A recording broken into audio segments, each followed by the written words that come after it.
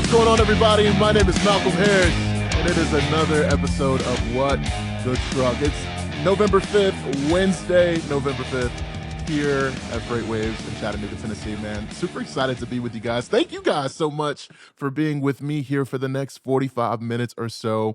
We're going to have an awesome show, but also the names for this show. Guys, I'm just here to be honest. I'm always going to be transparent and real. This is the longest set of names we've ever had in What the Truck history since I have started doing this show. We're about roughly 30 episodes in, easily the longest list of names I've had. And let's get to it right now with On Deck. Looking at who's going to be on the show, we have a nice trio. Chris Demetroulis is the managing director of transportation at Gallagher. All right, today Chris is going to be talking to us about the latest in automation, telematics, and the risk as well as rewards of a smarter freight future. Next, Sean Robin. Sean specifically told me, hey, cut my name down, just go by Sean Robin. He's the CEO of eTrucks, right? He has a tech-driven background in brokerage, and he's going to be talking about bridging the gap between efficiency and trust in today's unpredictable market. Finally, we're going to wrap up Angie Twardawa, the CEO of Angie's Transportation and co-founder of Road Lights, is going to be talking about more innovation in the space, specifically leading the charge on trailer visibility, cargo security, tackling theft prevention, and new technology that keeps the drivers in this space as well as things in this space moving. All right, so I told you guys I would try my best to get through those names. I think I was all right. I was like 8 from 10 from the field, so we'll see. All this could not be possible with our guests and the show without this month's sponsor, PCS.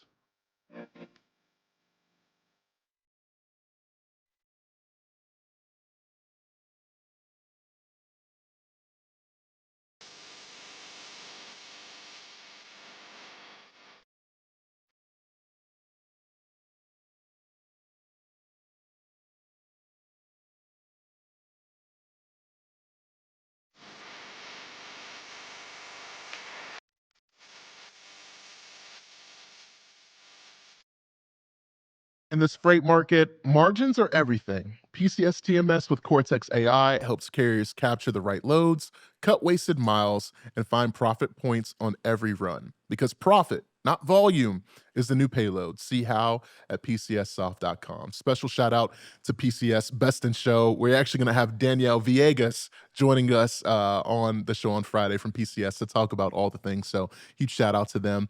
Now, on the show, you guys know I like to dive into headlines, and even when they're not good. I think I have a job, and it's to educate and to inform. So with that, we're obviously going to start out of Louisville, Kentucky. This cargo crash was absolutely awful. So looking at this, and there's going to be some video that you'll see. I mean, this is bad, guys. It really is terrible. As a total right now, 16 families have now reported loved ones missing, according to the Kentucky governor, as well as the Louisville mayor, Craig Greenberg, confirmed unofficially 9 people were dead, at least 11 others are injured, some seriously. So this was a jet that was going to Honolulu International Airport around 5:15 yesterday. And again, this footage is just showing the massive destruction. So yes, it's at 7, but unofficially it's now at 9 as of 12 o'clock Eastern today, with more injuries supposedly reported. So we will definitely keep you guys up to date on this. And I know this is going to, just go without saying, but this is one of the most deadliest incidents in UPS history. It comes with peak season right around the corner. The investigation is now underway with both the FAA as well as the NTSB on site. So just wanted to let you guys know where that's at, and sending my prayers and condolences to the families that are, impacted by this. This is awful news. So definitely want to bring some attention to that. Huge shout out to our writer as well, Eric, for being able to get me this information overnight. He's on the West Coast, and I know that was very, very difficult. So thank you so much. Speaking of the West Coast, a federal judge has just blocked California's Air Resources Board from enforcing key parts of its Clean Truck Partnership. Okay, guys, this was actually talked about from Kaylee Nix this morning on the Morning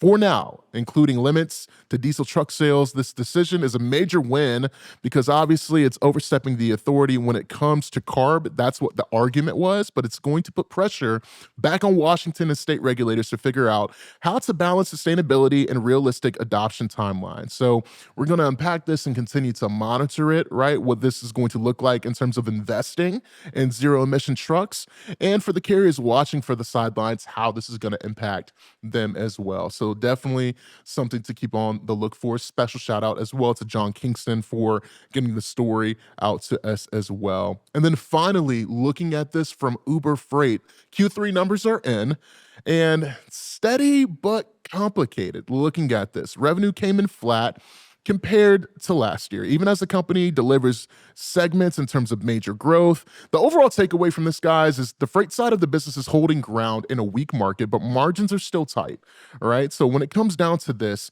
heading into 2026, we have to just look, and if I'm Uber Freight specifically, how am I going to diversify my offering to be able to have this make sense in terms of a return on the investment of my resources and my efforts? And do I need to pivot? That's something that's definitely going to be looked at in terms of Uber Freight. Now, for this article, that was, again, Noy is a phenomenal writer as well. And for all the content that we've shared, definitely make sure that you're visiting FreightWaves.com. I do want to bring some attention to a video. You saw him on Monday. You're going to see him as much as possible because this guy is a wealth of knowledge. Our CEO and founder here at FreightWaves, Craig Fuller, he had this to say about this. Freight's earnings are out as part of its corporate parent's earnings release. Uber Freight lost $20 million of adjusted EBITDA in the quarter and generated $1.3 billion of revenue. It's important to keep in mind that Uber Freight is a part of Uber Technologies, and the revenue associated with Uber Freight is a little bit more than 10% of the entire corporation's revenue. And the losses, frankly, are rounding error inside the business. In fact, for the quarter, Uber, as a business, generated $3 billion of adjusted EBITDA. They did bring in a new CEO, and this CEO brings the Tesla playbook, which is going to follow Elon Musk's strategy of taking over business. We've seen that at X. It goes in and basically makes significant cuts and consolidates layers of management, a way to get the business to profitability. And I've been told by folks that are very familiar with the situation side of Uber Freight, that's exactly what the new CEO, Rebecca Tucci, plans to do. It's a business that, frankly, should not fit inside of the digital app and mobility business because it's a very different business plan and works with very different metrics than what the core Uber business does. It's interesting because we think about the amount of money that venture capital and, frankly, Uber as a corporate parent has poured into the digitization of freight with the idea that we could take a mobile app, the success that we saw in the core Uber business, and do the same thing in freight and logistics. People have tried to digitize freight through marketplaces for the last couple of decades. Transplace, which is a part of Uber Freight through an acquisition that it made a couple of years ago, was one of the biggest, if not the biggest, marketplace attempts that's ever existed in freight. Transplace got its start as part of a merger of the brokerage and logistics operations of 6 of the largest truckload carriers: J.B. Hunt, MS Carriers, which is now part of Swift, Warner, U.S. Express, Covenant, all came together to bring their logistics operations so that they could build a business called Transplace.com. And really the idea was that it was going to be the internet marketplace for freight matching. What it ended up becoming was a managed trans business to help shippers manage their freight as an outsourced operation, and it would take a small piece. We also saw things like the National Freight Exchange and others that came and went as investors became tired of pouring money in marketplaces that never seemed to catch fire. It comes down to the fact that matching freight through digitization is actually quite difficult. You have a liquidity gap problem.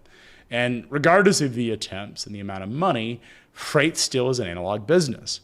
In fact, and the irony of all of this is Bill Driegert, who was brought in by Uber Freight to actually create the Uber Freight business and digitize freight, working on the Convoy platform that DAT purchased with the idea they could digitize it.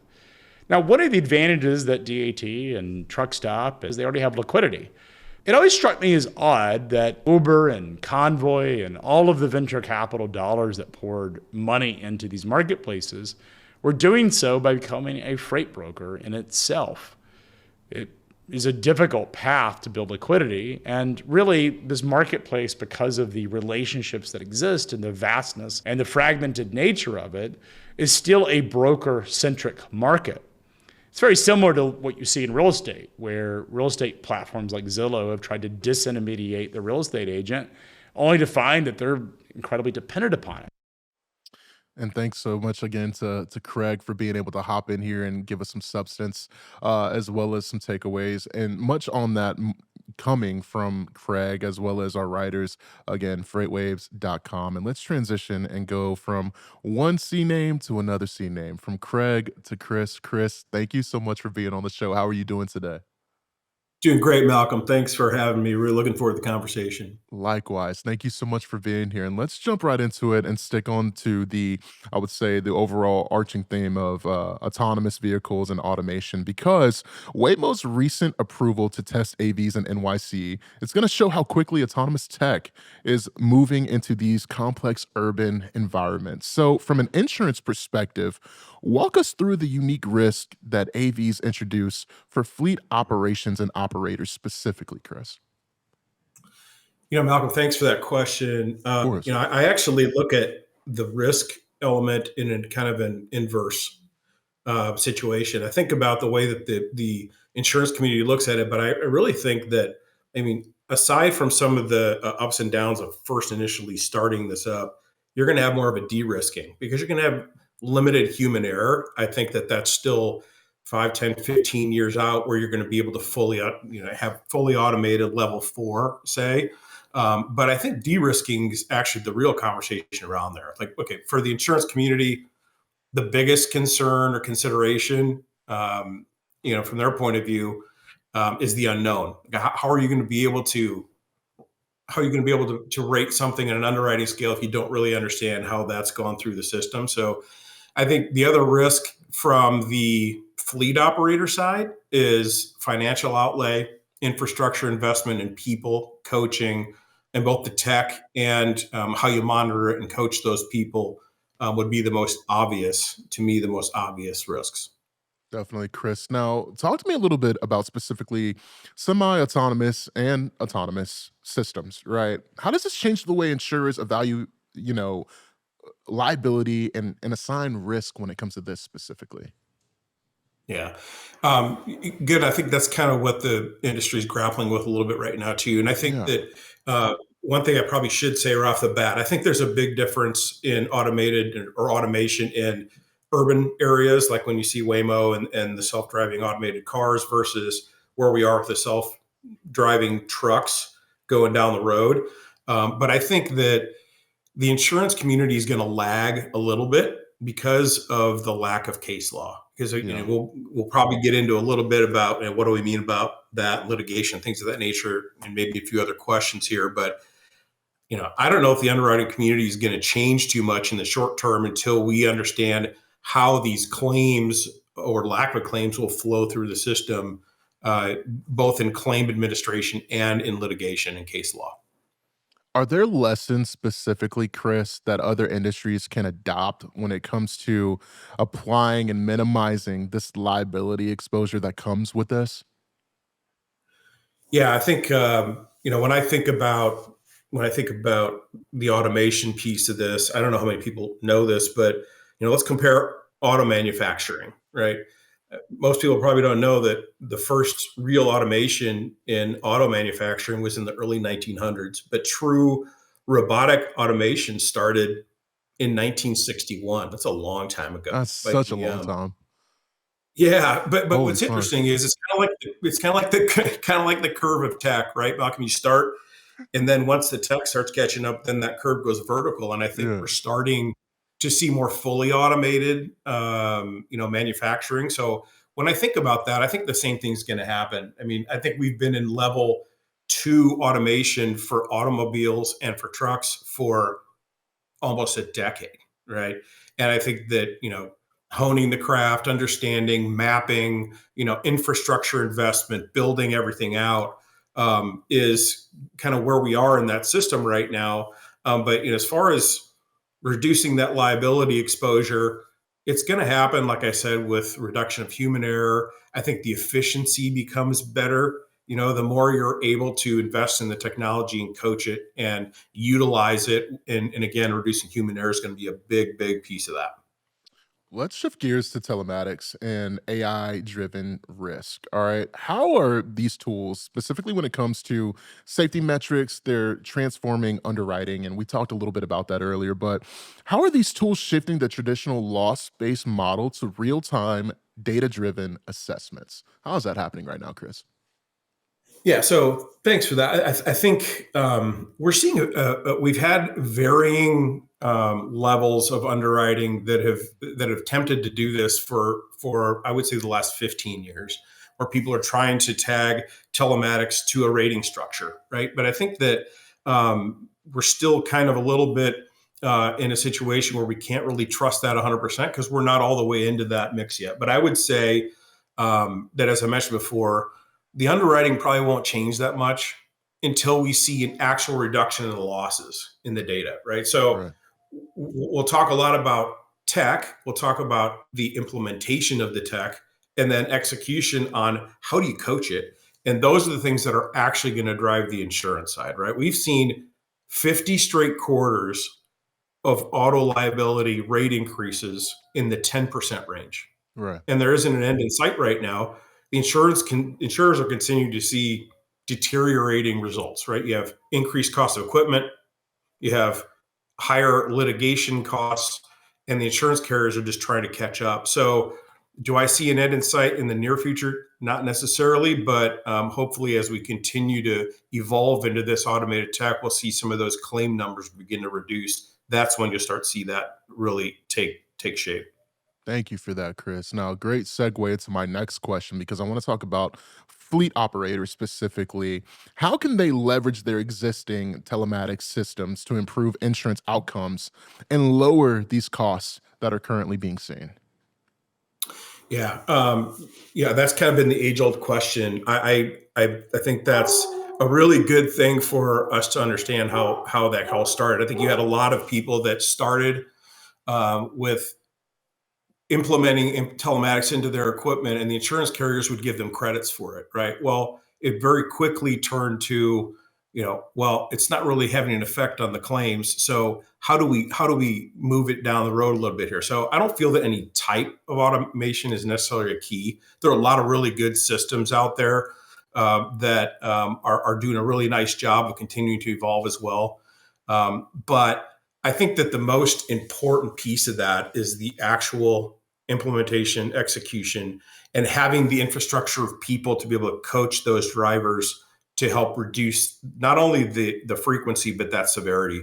I think that's going to be the key as we move forward. We've seen truck operating costs rise, right? When it comes to nuclear verdicts and, over 10 million have become a reality. How is automation expected to impact these trends moving forward? Yeah, this is again. I mean, you have a lot of factors in litigation. I mean, Oh, yeah. think about this.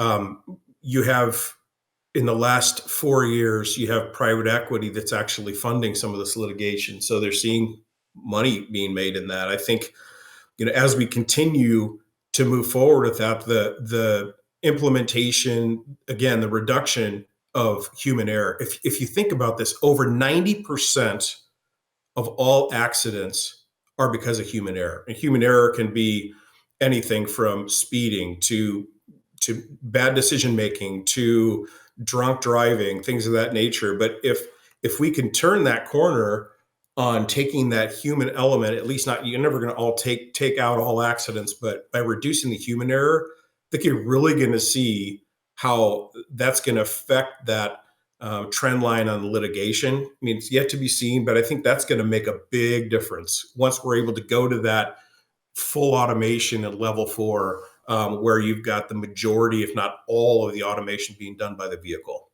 Definitely. Now, navigating today's cost pressures, that's what all organizations are doing. This is what everybody's talking about, Chris, is navigating, but specifically considering preparations being made when it comes to autonomous vehicle integrations? Like what is the most, I would say, mindful piece of information that you'd like to share about that? I feel like a broken record, Malcolm, but I think that the companies that are uptaking the technology but utilizing as many aspects of the technology that are available to coach are the Yeah. ones that are having the most success. You have a lot of people that may jump in and say, "Hey, let's turn on the technology, but let's use 40% of it because we're not really comfortable with pieces of the technology. Maybe it's invasive, or we feel it's invasive." But we feel, and what we're seeing in the numbers is the people that actually utilize it to its fullest and do almost immediate coaching are the ones that are seeing the best results. And actually, we're beginning to see a lot of the insurance carriers recognize that because you have actual data showing the numbers coming down and the way they're operating and the claims that they're having. Definitely. How should insurers and businesses collaborate effectively to ensure liability, also keeping pace with emerging transportation technologies? What would you advise for this right now? Oh boy. I know that's a I tough one. think It's a that lot. there's Yeah, it is, but again, it's the same thing. I think it's the early adoption Yeah. and having the both sides that are willing to listen to discussion of and the the issues on both sides, right? Right.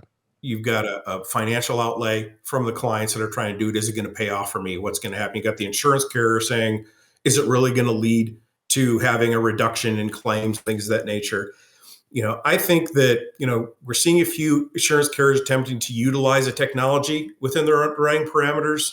But, the insurance business is still determined by loss rating as it is right now. If we're having losses, even if you're utilizing it and you have, let's say we have a nuclear verdict, you're still going to have a rate difference in what's happening. So predictive analytics, though, I think is and I wouldn't say it's new. It's been out for about 5 years now, but understanding what's going on with your driver force and if they're having a bad day, a lot of it turns up in the analytics. You can see it and just have somebody reach out and say, "Hey, how you doing today? Everything going all right? You seem like you're off track a little bit here. Your timing's not quite right." And a lot of times that can help in pre-claim. You get someone to say, "Hey, why don't you take a break for a little bit?" I think that the predictive analytics is what people are really trying to drive toward to see if we can prevent things on the front end rather than coaching after you have an event that happens that might not be an accident. But I think that's really the future in using the entire spectrum of the AI and the data to be able to talk to the force even before things happen. Now, let's look ahead, right? When it comes to the next 5 to 10 years, all right? When it comes to seeing automation and telematics reshaping the auto liability insurance landscape, what do you see, Chris? Yeah. So as I mentioned before, Malcolm, I think there's a lot of news about the metro areas that have the self-driving cars, Uber cars, that are going around. But I think that we're still 15 to 20 years out on what I would consider level 4, almost complete automation. So we've got a lot of ways to go. There's still got to be infrastructure build out and that. But I think that as the change, if for the change in insurance landscape, you'll see a lot of people dipping their feet in the water and trying to figure out how to give those that are adopting a little bit more credit. You're not going to see a lot of diving headfirst. But since we're looking at level 4, it's still 15 to 20 years out. I would expect over the next 5, 10 years, some data will be available to begin understanding, how the transition is going to affect insurance. But we're still going to be relying on that loss rating for a little bit here into the future, especially on the larger vehicles, right? Where we're going up Right. and down the road. We're just not quite there yet where we can trust or have enough data out there to make any decisions. Definitely, definitely. Now, before I let you go, I would like to ask, people have confused my name in the way it sounds. I've been called Michael, I've been called Marcus. I want you to pronounce your last name for our listeners, please. Malcolm, it's Chris Demetroulis. I'm about probably the only Greek guy Demetroulis. you've had on this thing. Oh Only my Greek guy you've gosh, man! And I love Greek food, so I should have Demetroulis. All right, perfect. I'm going to make sure Chris to get that cleaned up in post production for us. Question: If I wanted some more information about you, Chris, as well as Gallagher, where would I go? How would I get in touch with you as well as the team to learn more about today's interview and what's come from it? Yeah, perfect. So, I think the easiest place to go is to our website, which is ajg.com /transportation. That has a lot of good information about our practice in general. But I think that and email Chris _ last name Demetroulis at ajg.com. We've been doing this for quite a while. I've been with Gallagher for 23 years and built a pretty sizable practice servicing 23,000 clients and about 3.2 billion of premium. So we're in all aspects of transportation, and man, I love what I do, just like I know you do. So Yeah. I appreciate this, and I'm looking forward to having some other conversations with you on other topics that I feel could be really, really helpful on both ends. Definitely a lot of value from this, Chris Demetroulis. Thank you so much for being here today, my man. I really appreciate you and looking forward to having you on the show early in 2026. Let's make that happen. Thanks, Malcolm. Appreciate it. Have a great rest of your day. You as well, my man. Thank you so much. Thank you. Again, Chris with Gallagher. That was awesome, man. 23,000 clients, 23 years. That man is insane. He is so awesome. Now, we're going to switch from one complicated name to another complicated name because the CEO of Angie's Transportation, as well as a co-founder of Road Lights, Angie Twardawa, is in the house. Angie, did I get that name right, or am I just not good at my job today? No, you were close. I mean, you say it just the way it's spelled. It's Twardawa. Oh my gosh. You did pretty good. No, you did really good. I was It's a tough really one, I I know. was trying. I was trying, and I told production, I was like, guys, like, I'm gonna be fighting for my life on air today, but like we're going to try our very best. So I'll definitely get that cleaned up. Angie, how are you doing today? I'm doing good. I'm actually coming to you live from the AAPEX Show in Las Vegas, which is the automotive. Yeah, I'm actually here. I'm hiding in one of the meeting rooms I kind of snuck into to do this podcast so I can get some quiet time. But it's the AAPEX Show in Las Vegas. It is the automotive aftermarket parts exposition at the Venetian. So yeah, I'm here right now live with my manufacturer. We have a booth, and so it's been good. Talk to me a little bit first about the sights and sounds of Las Vegas. How has the expo been so far? What's been your biggest takeaway so far? So it's been really good. It's been a little overwhelming to say the least. It's massive, it's huge. It's definitely unlike any other show that we've ever done. We normally do shows that are for the trucking industry, that are for, trucks and tankers and just any kind of like trucking show. That's what kind of we're used to. So this is a new one for us. And our manufacturer, they flew in all the way from Poland, and they have a booth here. And since we are working with them, and we're also, developing products with them, and we are also their distributor. Their name is Whirlpool, and they're one of the leading automotive lighting manufacturers in Europe.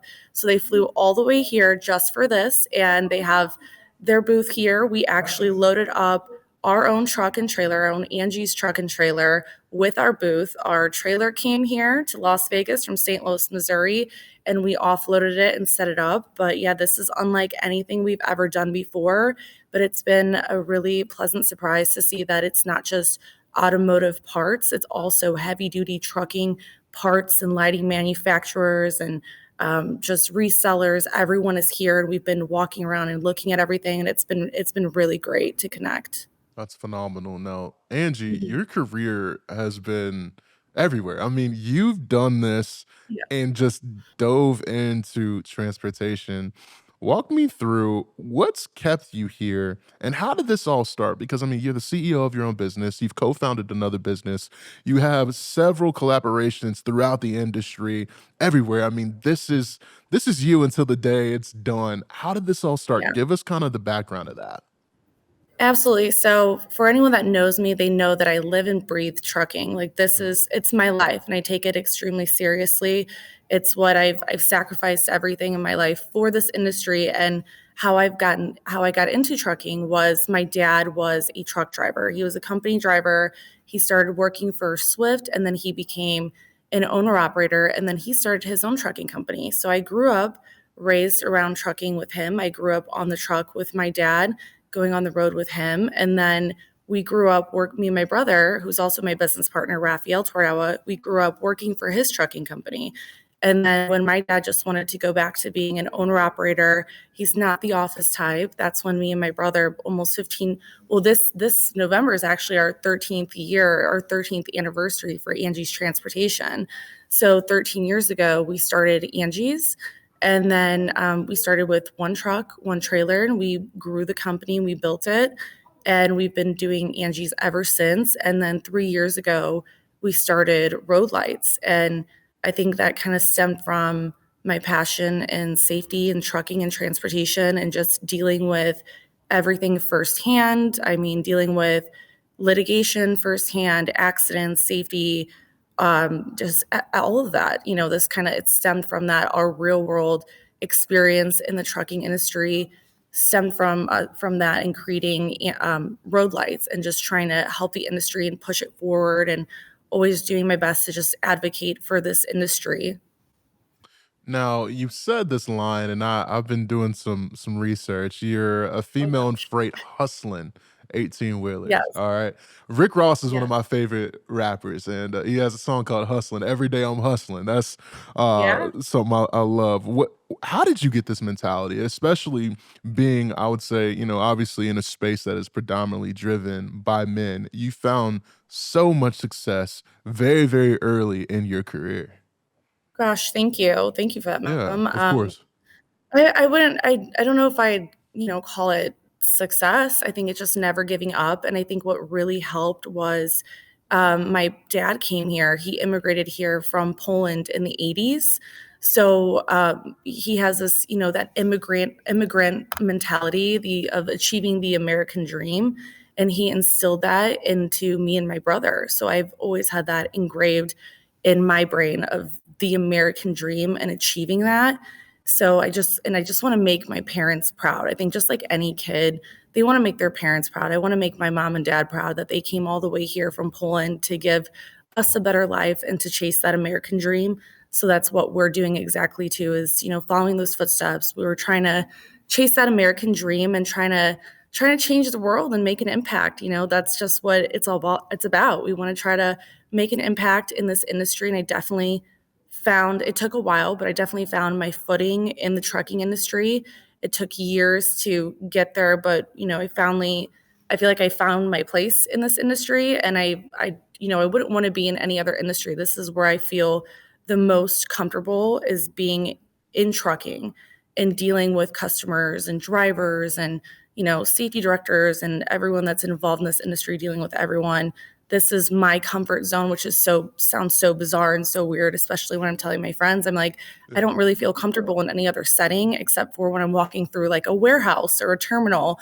That's where I feel most comfortable. And it's awesome because we've really come full circle with Road Lights, with our manufacturer being in Poland, that it's amazing that we get to work with them being in Poland, and they get to have a presence here in America, in North America, and then we get to have a presence in Europe too. So I feel like we've come full circle, and we just, we want to make our parents proud. And I'm like, yes, great chance to work with a Polish company, and also, back to our roots, all of that. We've definitely come full circle, which has been amazing.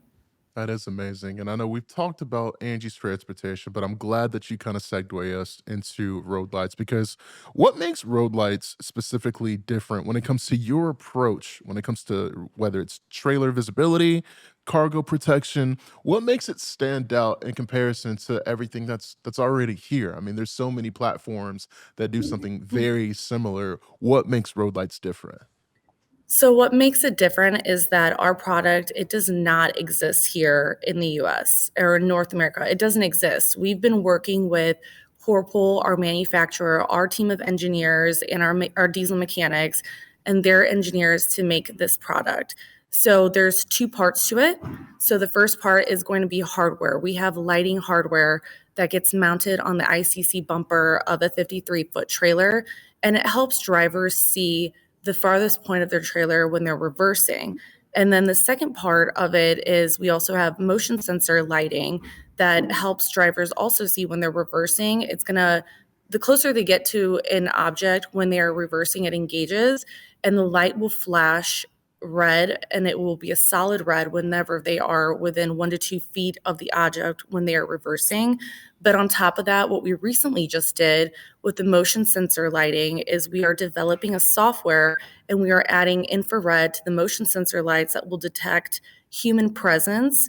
So if these lights and the motion sensor lights are at the rear of a trailer, it will detect with infrared lighting if there is human presence there. And then in addition to that, we're developing an app and a software that will alert and send a text to a driver via app and also to the back office, to the dispatcher, letting them know, hey, there has been human presence detected at the rear of a trailer, because there really should never ever be anyone behind your trailer unless you're getting loaded or unloaded, obviously. But other than that, if the driver is parked, sleeping somewhere or at a truck stop, there should never be any reason why there's someone walking behind his trailer and, maybe they're trying to open the doors and steal some cargo. I don't know, but it will send an alert to the driver or to the back office, letting them know, hey, human presence has been detected, warning, there might be, some cargo theft going on or something, and at least it's helping them prevent that from happening. So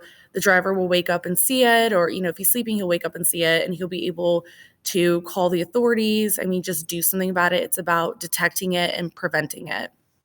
Angie, something that I really appreciate about you is that you use your platforms to spread awareness of what's currently happening in the space. Now, as you continue to do this across all of your platforms on social media, what's one thing that you want our listeners to take away from not only this interview, but just what you stand for between all of your organizations?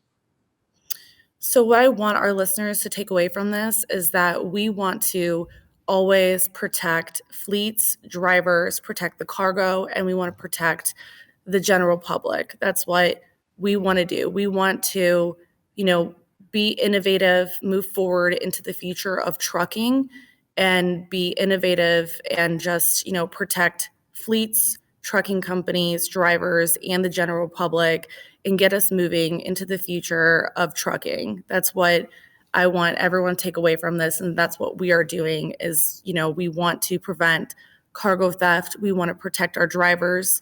We want to get our drivers home safely, and we want to protect trucking companies from these crazy nuclear lawsuits that are happening due to, accidents and all of that. Definitely. Angie, for more information for our listeners, where can they find, things about road lights as well as just Angie's trucking? And just for Angie in general, where can people find you?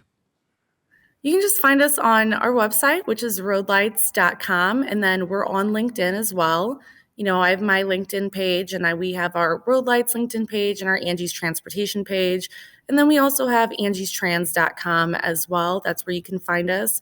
Very active on social media too. So I'm always, if someone wants to reach out, they can, absolutely. And then you can also email me. It's crazy because I have two emails right now. So it's Angie at roadlights.com or Angelina at angiestrans.com. So going back and forth, my emails are been a little bit chaotic lately, but this is where we're at.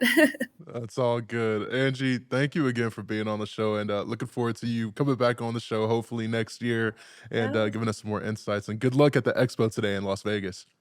Thank you so much. Thank you, Malcolm. Thank you for having me. It's been really fun. It's been great. And gosh, I'm on day 2 right now, so we got one more day tomorrow. We got a long day ahead of us. I forgot about the time change today too. I'm so used to Central Time Zone, and now I'm in Las Vegas, so I'm 2 hours behind to Central. And yeah, we've got a long day ahead of us, and we got a long day tomorrow. But we're doing this. We got an amazing team. We're rocking and rolling. You got this. You got this. Thanks again, Angie.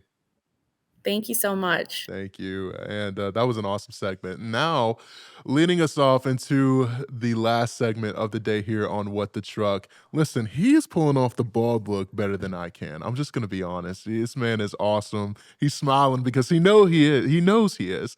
Sean Robin from eTrucks. Sean, what is going on, sir? How are you? Good. How are you today? I'm doing well, man. Can you hear me okay? You got me in the headphones? Yes. Awesome. Awesome. Thank you so much for being here, man. I really appreciate it.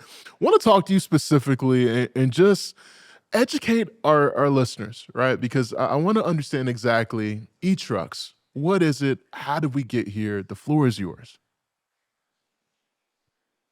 So we started in 2013 as a TMS software manufacturer. And 2018, we got to become an ELD manufacturer. 2020, we realized most of our trucking companies, big trucking companies who were using our TMS systems, were struggling due to COVID. And then we realized we should give a solution. The problem at that time was most of the trucking companies were not able to take care of the shipment that was already there. So finding truckers was a problem. So most of my carriers came to me and said, what can we do? In that case, I realized, let's make a software combining the TMS and the ELD solutions because we have both of them at the same time. And that's how eTrucks was born in 2020. And we launched it in 2021, February. Simultaneously, in California, AB5 got passed, and all the owner operators didn't have a way of handling this because the trucking companies couldn't keep them in their books. So, as you know, what AB5 is, we had to when they had to let them go. So basically, they came and joined us under our wing.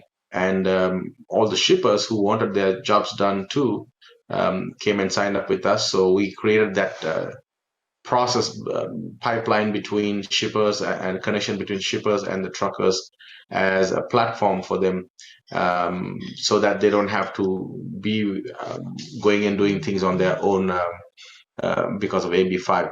And end of the day, the software evolved to the level where it's like now it's like a taxi software where shippers go in there and put in their loads, and it pings up a trucker nearby, and whoever likes a deal, they'll accept and move it.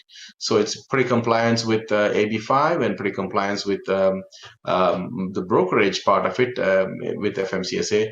And also we have been working with FMCSA, being an ELD manufacturer for a long time. So things were very easy for us to connect the dots and make this happen.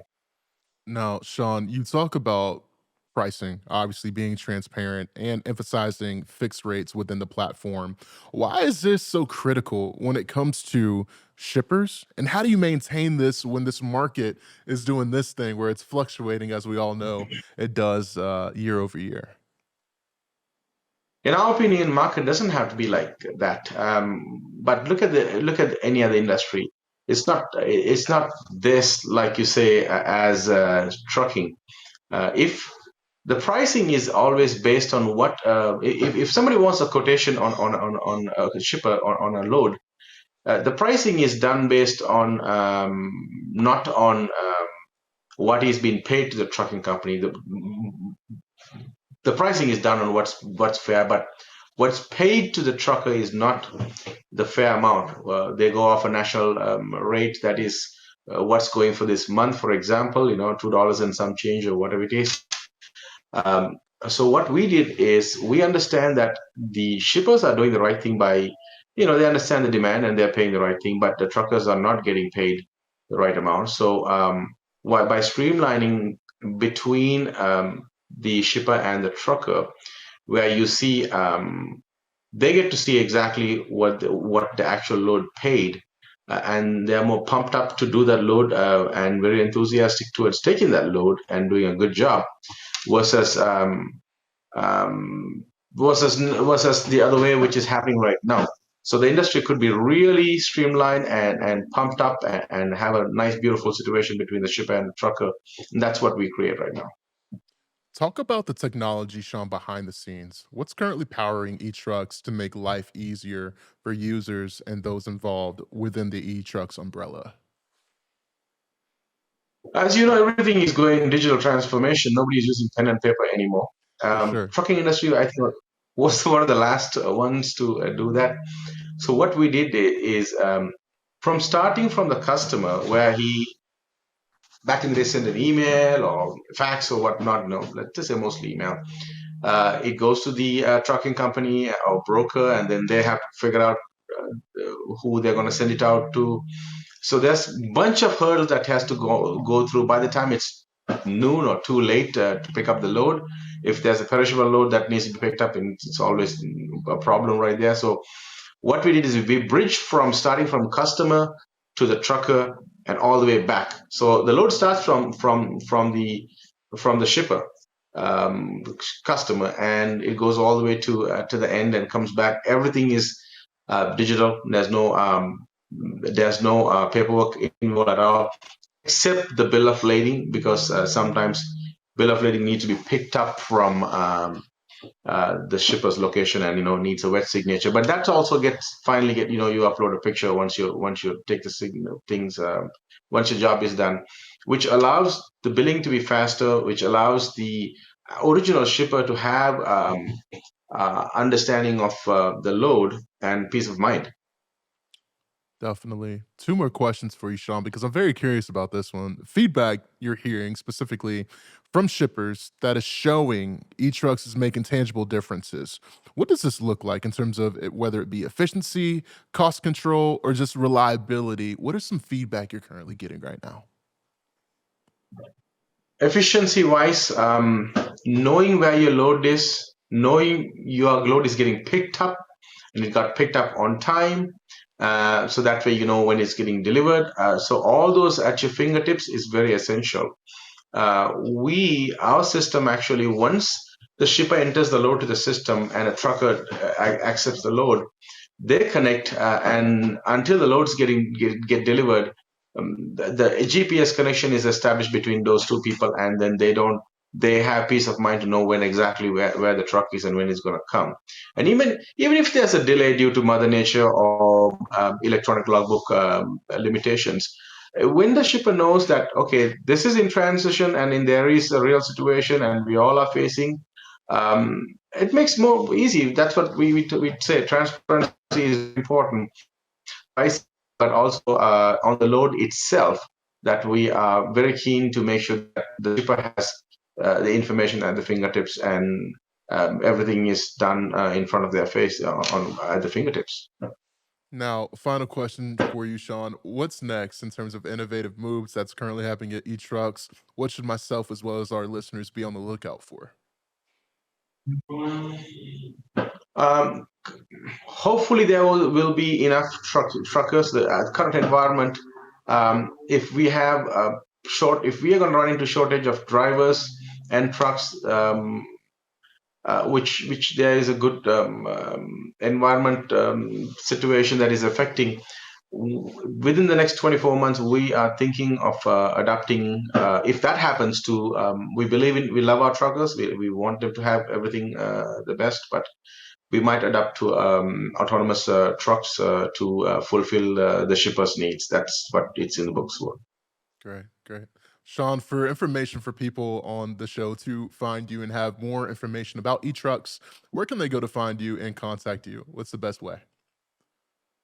It's website, easy. You can go sign up right there. It's eTrucks, ETRUUX.com. There's two U's in the middle, ETRUUX.com. And easy way to go there and sign up. And if you want to contact me, you can contact me on my email directly. It's shanr@etrucks.com. We are here all the time to help you out. Sean, thank you so much for being on the show. Really appreciate you. Good seeing you as always. Coming up, guys, for our show that's going to be happening is going to be a familiar face of the show, PCS, the one and only. It is going to be Danielle Villegas is going to be joining us on Friday. Make sure you guys are here. My name is Malcolm Harris. Another episode of What the Truck. I'll see you guys on Friday. Peace.